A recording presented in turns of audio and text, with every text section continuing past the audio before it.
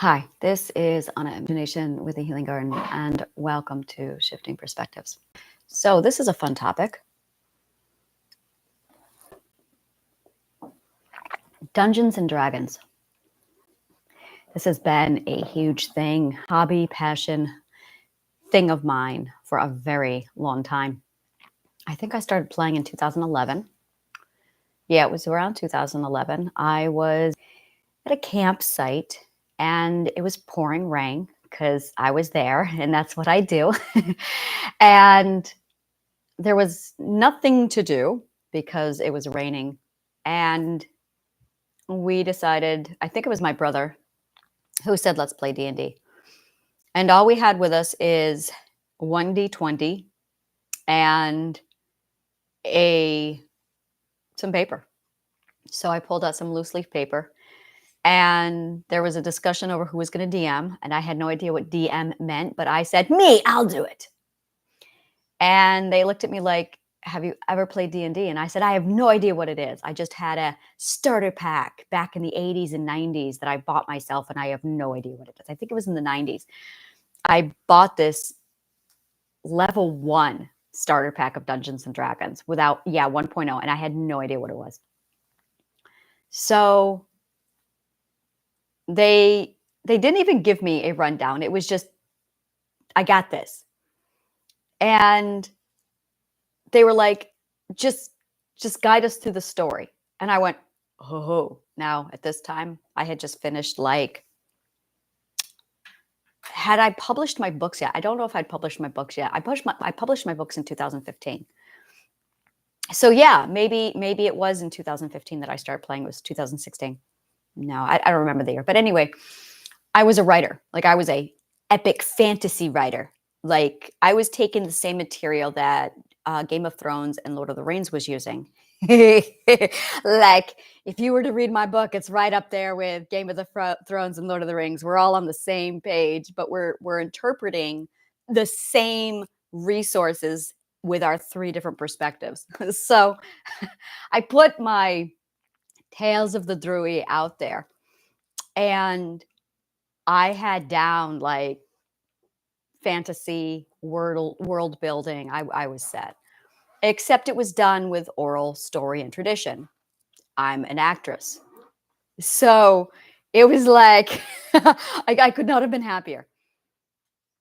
And it was the funniest, weirdest shit I have ever put together. And it was all improv, which is even happier for me because I'm an oral historian. So it was like all of my talents just crammed into this beautiful 3-hour chaos. I play chaos neutral almost always. And it was extraordinary. It was just so much fun. It was beautiful. It unfolded in such a fashion that was just epic. And it launched this deep-seated passion inside of me. So it was shortly thereafter that we put together a Dungeons and Dragons game. And what came together was, again, in this game, I DM'd. And it was this fantastic story of just things coming together. I took it serious. We met once a week, and I would spend 5 days a week composing these magnificent storylines. And if I had an idea for my fantasy novel, then I would trial it within this D&D world. But what ended up unfolding was like a whole nother story to begin with.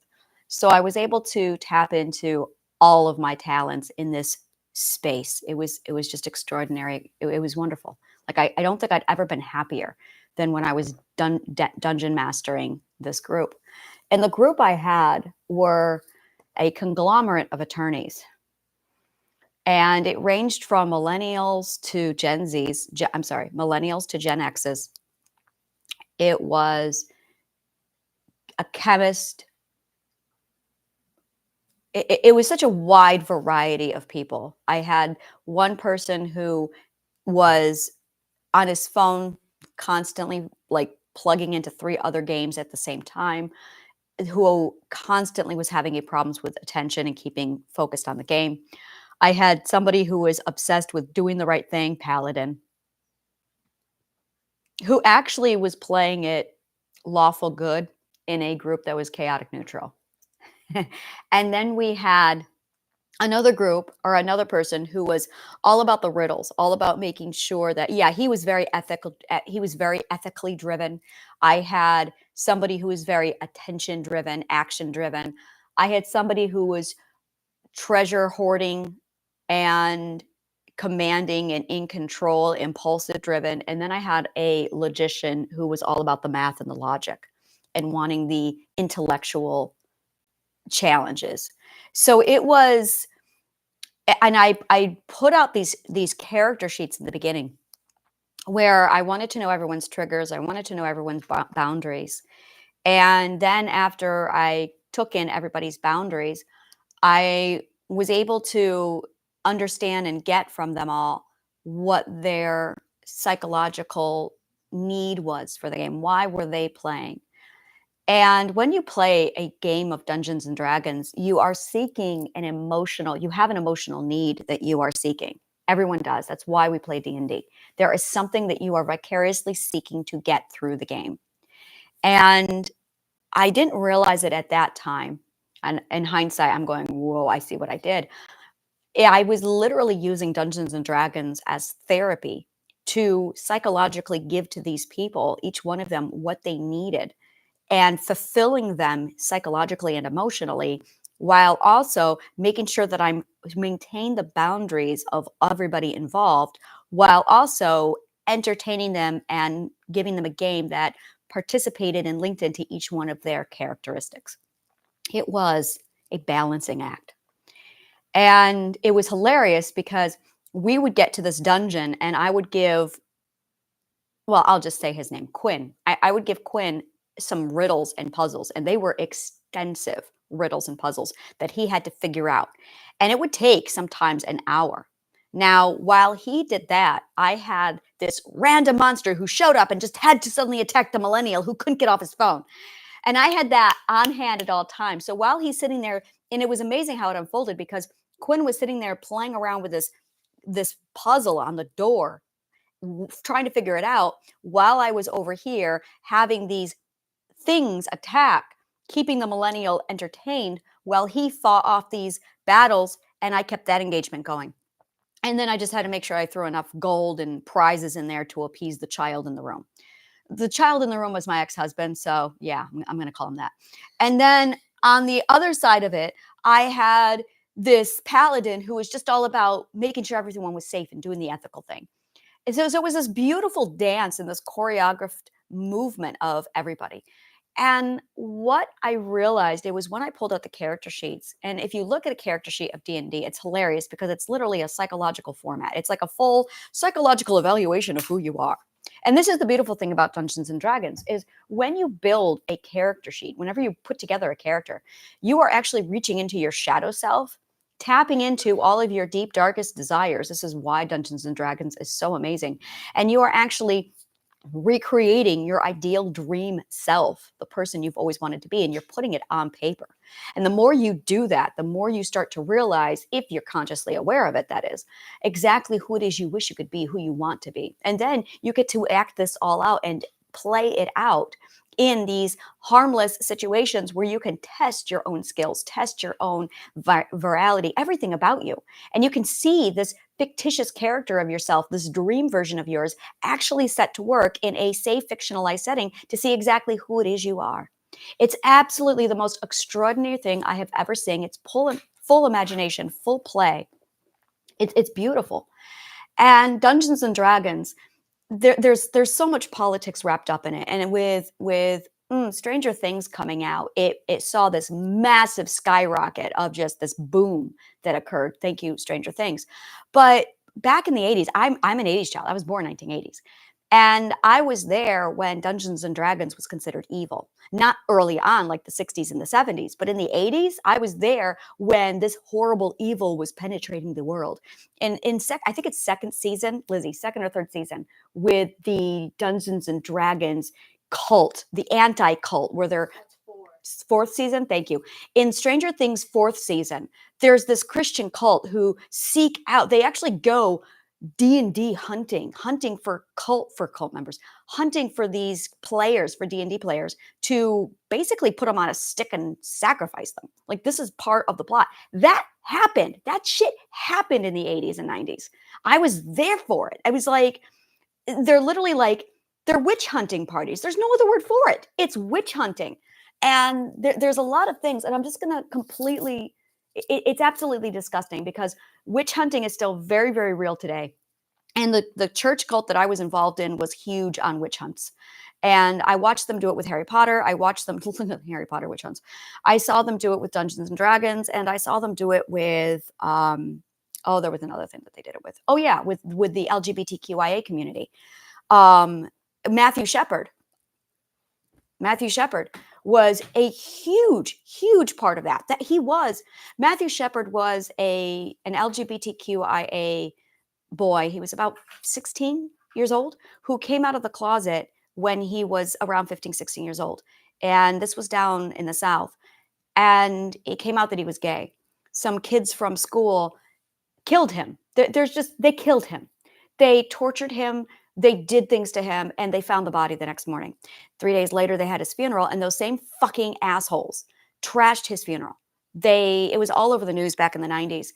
And Matthew Shepard's story stuck hard with me. It is an example of how absolutely barbaric witch hunting is and how absolutely intolerant so many different groups are. And it was just horrible. Not only did they kill this child, this person, for his nonconformity, but then they turned right around and trashed his funeral and terrorized his family while they were grieving. Fucking horrible. So these witch hunts were very common back in the 80s and 90s. They are still around today in the lesser educated regions of the United States. And it's just absolute intolerance for nonconformity. It's disgusting. And we see that in Stranger Things when they immediately lead a witch hunt on the Dungeons and Dragons group in season 4. And when we see that, it's really interesting because when you look at Dungeons and Dragons, when you look at what Dungeons and Dragons is actually doing, all it is make-believe. It is 100% make-believe and imaginative play that is designed, and we don't know this, it's just children being children, but it's designed to nourish the shadow self and nourish an identity. It's amazing because from where I sit with my knowledge on perspective psychology and watching everything take place, this is what it looks like to me. And this is the most extraordinary thing. If I didn't know better, I would say that there is this deep instinct that we all have about identity. We know it's there, but no one's talking about it because we don't know the words for it. We just feel it. We know it's there. It's the feeling we get when we're in school and there's a group of girls and they're all clicking together and there's something about them that all clings together and we don't know what it is and we don't know why we can't get into that group and we want to be part of that group. It's that. It's there. It's the something feels off about that person and we can't quite figure it out and we can't quite put our name on it, but it's there.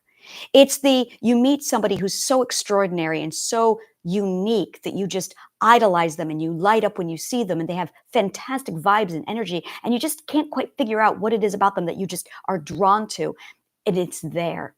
And then there's other people who will look at it and be like, oh, I don't like them. I don't like it. Make it go away. Make it go away. And they'll abuse you and they'll put you down and they'll destroy you or they'll kill you because there's something about you and they can't figure it out and it scares them. We're talking about the same thing. It's identity.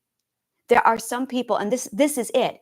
If I didn't know better, I would say that there is a war going on between our identities and conformity. And if I didn't know better, I would say that conformists can feel when an identity is near them. And if I didn't know better, it's as if they know when an identity is around them and they're so terrified of it because of two reasons. One, they have no idea what an identity is. And two, all they know is that that's something we're not supposed to have. So they lash out, they get rid of it because we're not supposed to have that. Whatever that is, they say, whatever that feeling is, we're not supposed to have it. because they tried to have it when they were children and it was taken away from them. And it's that unspoken, you're not supposed to have your identity. You're not supposed to have your individuality. Your beautiful snowflakeness, you're not supposed to have that. And it's this taboo that conformists do not talk about. Now, you get outside of conformity, you get outside into the free world, and I'm calling it the free world officially. I was laying in bed this morning thinking about it, going, this is the free world. Nonconformity is the fucking free world. So I'm going to call it that.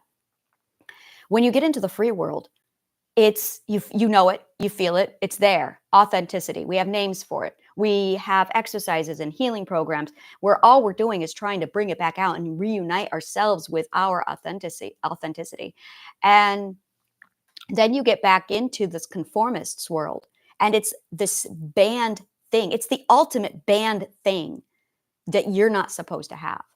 And if I didn't know better, I would say that we all have a deep-seated radar for picking up on the identity of others. Now, getting rid of all the verbiage and the words, I absolutely am convinced that people can feel an identity, that is what they are drawn to. That's the magnetism. And that nonconformists have such a groomed conformity of being identical that when they get around something as unique as an identity, first of all, it scares the fuck out of them. And second of all, it creates such a magnitude of fear that they destroy it. And that's where a bullying and abuse comes from. If you're targeted by bullying and abuse, it's probably because most likely you have a strong identity. You are not conforming. And that reminds them of the times they were abused and weren't allowed to conform. So it triggers this massive fear response of, oh my God, we can't have anyone who's different. We can't have any tolerance because that's dangerous. Because when I had it, I was abused, I was hurt, I was beaten. Therefore, identity is dangerous. But we're not talking about it, especially in the conformists world. So they don't have words for any of this. It's just a feeling they have. And because the feeling is so deeply embedded into their trauma centers from when they were children and they had their identities, it's absolutely, it runs their life. It's like they've got identity radar and they sniff it out. And the moment anyone is different, they'll destroy it. And it really, every time I see a case of a bully, there's a lot of, and I'm going to do it. I'm going to do this. It's absolutely taboo and I don't give a shit. It's who suffered most, who suffered more. I am a firm believer that abusers suffer the most because nonconformists were able to hold on to their identity, and identity is pure love. And when you have love, when you experience and when you actually feel true, proper, healthy love from within, it is such a feeling of nothing hurts. You can take any kind of abuse, most abuse, because you've got love to kind of pattern that. So it absorbs it. Love absorbs pain. Love greatly absorbs pain. So when you're subjected to abuse and you feel love, it rolls right off of you, which is why a person who is healthy and emotionally stable and absolutely confident in themselves seems unbothered when people call them names. It's because they have so much love that it's self-love. I need to clarify self-love, that it just rolls right off of them. Like, yeah, okay. And that is because they are so solid in knowing who they are and their defense system is so strong. When you have a strong defense system, it absolutely acts as a barrier so that when you do get bombarded by bullshit from other people, it doesn't have an effect. I used to call that dragon skin. Really, what it is just pure confidence. It's pure love. Confidence is self-love, just pure self-love. All of the bullshit, all of the words that we use for ourselves, confidence, security, self-love, self-love. Boundary setting, self-love. Anger, self-love. All of those are just variations of self-love. It's manifested from self-love. And even when you love another person, if you are loving them healthily, you are loving them out of a place of self-love. Self-love is the love, the primary love, the only love. Everything else is a branch and an extension off of self-love. So if you have a problem with yourself, it's going to manifest in fear. It's going to manifest in insecurity and pain and cognitive dissonance. You're going to have a lot of fucking problems because you lack self-love. Self-love is the core to all of this. So when you're subjected to abuse, when you're subjected to all of this other hate and everything else coming around, it's going to absolutely bombard you. And it's going to, if the self-love isn't there, you're going to get the full effects of it. So self love really acts like a shield to all the bullshit and all the abuse. So now, flipping that around, when you have somebody who's a bully, that bully has zero self love. So they're getting the full brunt of all of the pain, of all of the abuse. Whereas if you have self love, you're getting a small dose of it, a much smaller dosage. Let me put it to you this way: a bully, a narcissist, is so abused and they hate themselves so much that they go to the absolute extreme, which is projecting their bullshit onto others. Whereas somebody who has managed to maintain some of their identity has something, love, to fall back on to ease that pain. Narcissists don't. Narcissists are the people who are living 100% without a drop of love. These are people who were born in hate. Those are people who are born in a world where love does not exist. They could be 34 years old before they actually see any examples of love. They don't understand it. And when you get love, when you finally are in a position where you can feel proper love from within, it's a feeling. Here's the other thing. This is something huge with emotions. We think we are born into the world with all the emotions, and that's bullshit.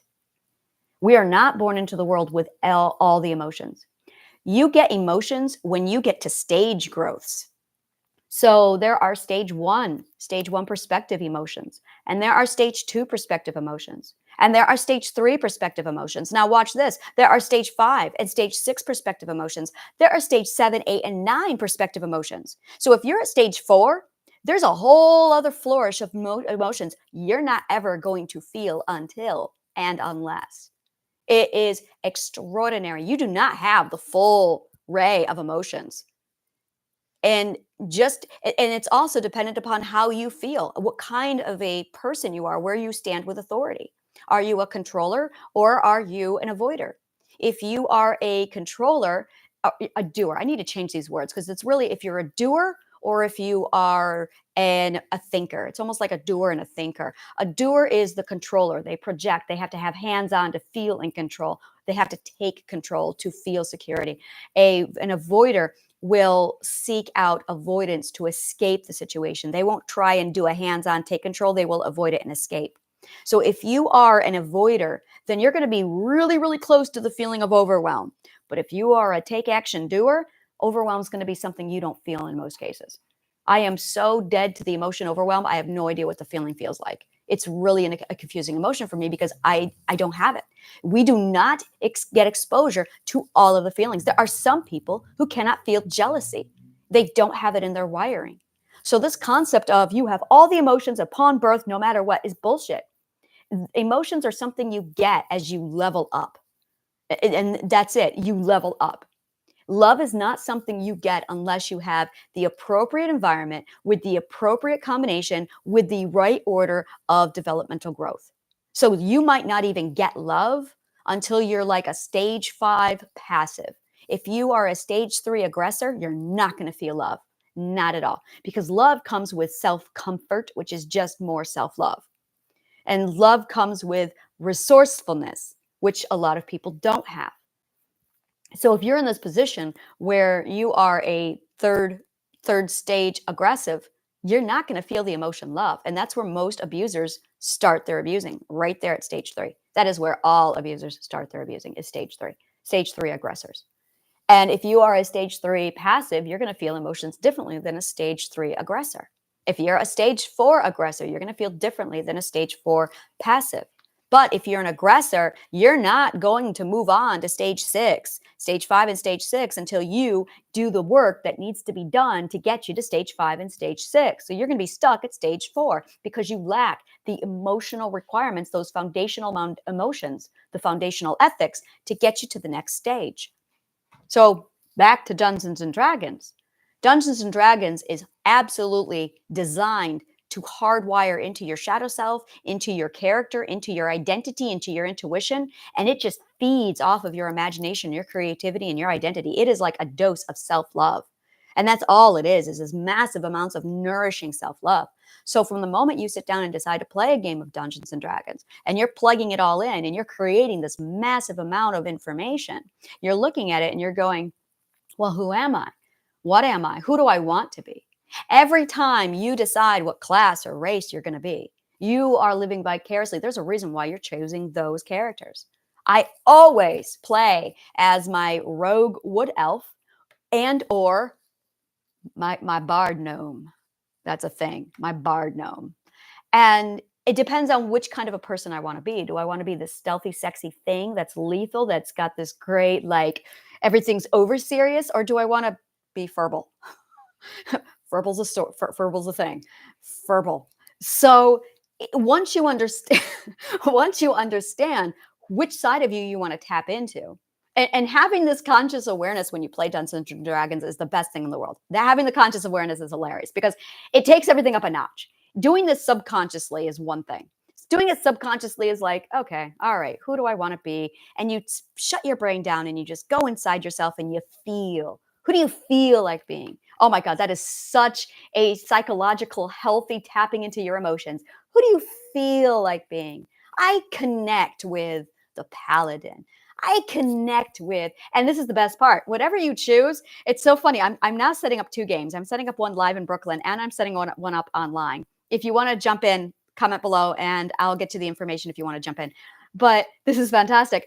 And I have people coming to me saying, this is who I want to be. And they're giving me their characters. And I'm going, oh, I'm psychoanalyzing you. Look at that. So you're a paladin. Did you have issues? And I don't say this to people, but every time I see someone who chooses a paladin, that is somebody who as a child was basically, they felt that they were not given justice in the world. They felt that they often saw injustice as a child. So they grow up to constantly play the paladin so that they can project their need to control onto an ethical situation so that they can ensure that the rest of the gameplay is an ethical one. Because when they were a child, they were not allowed justice and fairness. And that really scarred them. So they resonate with a paladin, somebody who is that knight in shining armor, who is constantly going out of their way to ensure fairness and equality for all.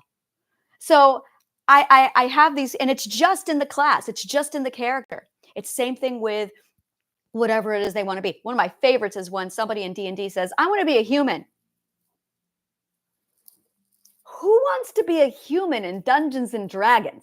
Like, and it's that one is it to me of everything. It's the most interesting thing. It's every time I get anybody who plays Dungeons and Dragons with me and they're talking about wanting to be human, I'm just like, why?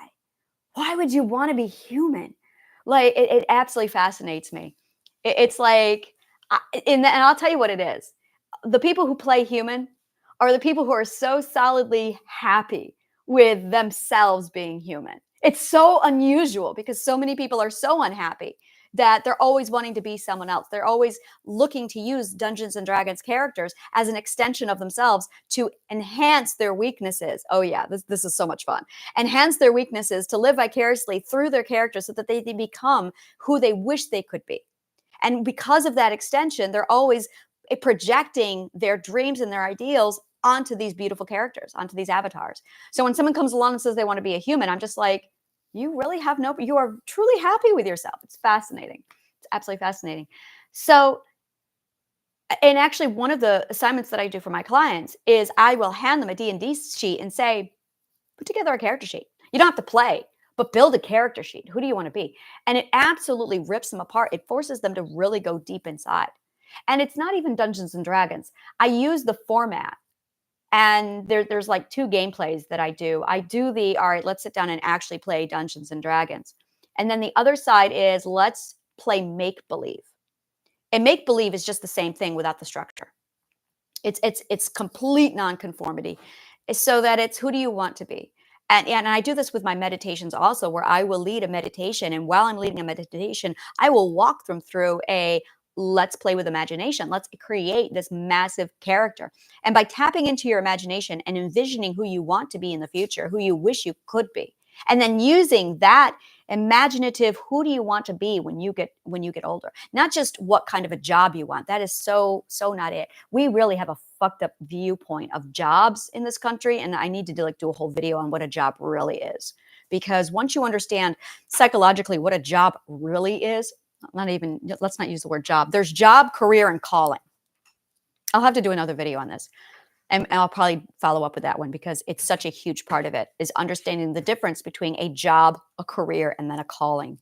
And once you understand the 3 stages, and you get that situated properly in your mind, it'll change the way you think about work. It'll change the way you think about your job. It changes the way you think about money. It's extraordinary. And I also have a manifestation concept that I'm like presenting today that's tied into all of that. And it's there's just so much coming together. There's just so much happening. So with Dungeons and Dragons, if you are into the game, absolutely, there's a lot to consider. I received a message yesterday from a podcaster, and they actually own a full company. They do D&D games on the radio and via podcasting, and they've asked me to host my game. So I am meeting with the CEO this week to set this up. So I'm going to be doing this additional podcasting Dungeons and Dragons DMing while I lead it in. And I'm not going to hold back. I'm going to be combining all of my skills into it. It's going to be my fantasy writing, my acting. It's going to be my psychology work. It's going to be my DMing, gaming, imagination style with my oral story and skills. So it's all going to be like, it's juicy. So I'm meeting with them this week. That's going to be starting up. And then I am putting together 2 groups. So if you live in Brooklyn, if you live in New York City, and you are looking for a Dungeons and Dragons group, comment below. Let me know. If you grab my link tree, there's a contact message me. Do so. You must live in New York City and or Brooklyn in order to pull this off, because Jersey is not New York City. Like, if you really want to pay the toll and cross the river every single time we have a game, okay. But commit. It's weekly. I have not yet decided on the when, but it's something we're looking into. I have an online game that I am also hosting. If you want to jump into the online game, let me know. Again, click on the link below. And we are Eastern Standard Time. So if you do not have a flexible schedule, if you are not in the United States, please do not apply. It's a simple, because the time zones are going to be, I guess if you can wing it, I guess if you can manage it, it's not really my business where you live. So I guess that's it. Yeah, let's just, if you can conform, you must be able to conform to the Eastern Standard Time time zone. That's it. I don't care how you pull it off. If you want to be a night owl, your business, you must be able to conform to the Eastern Standard Time zone. So that's what we're going to do. And I have an online game that I'm putting together. And I don't know if I think it's the online game that's going to be fed through the podcast. So you have to be comfortable with appearing on a podcast if you want to participate in this. I'm going to be doing 5.0, and I play standard array. I am very, very lax, and I always play chaotic neutral. If you are okay with playing a mostly game of chaotic neutral, all right. And this is authenticity. So I dig deep into the shadow self, nonconformity. I leave no stone unturned. So if this is something that interests you, grab the link below, contact me, and let me know you're interested in one of my Dungeons and Dragons games. This is probably something I'm going to be doing for a while now, like probably for the rest of my life, because this is my calling. So coming up on Shifting Perspectives, we have, oh, I like this. Coming up on Shifting Perspectives. Why am I not doing this earlier? We have manifestation that I'm going to be talking about today. And I'm also going to be talking about the difference between a job, a career, and a calling, and how all of that ties into your psychology. So if you love shit like this, like, subscribe, follow below, click on the link and comment. Let me know what part of the show resonated with you. Donate to the garden, help the garden grow, and click on the link below if you are interested at all in Triadic healing. Triadic healing is my program that literally takes a person from literally non-conformity, enslavement, psychological abuse, all the way to full authenticity and freedom. So take a look at that below. Thank you so much. And may the kindest of words always find you.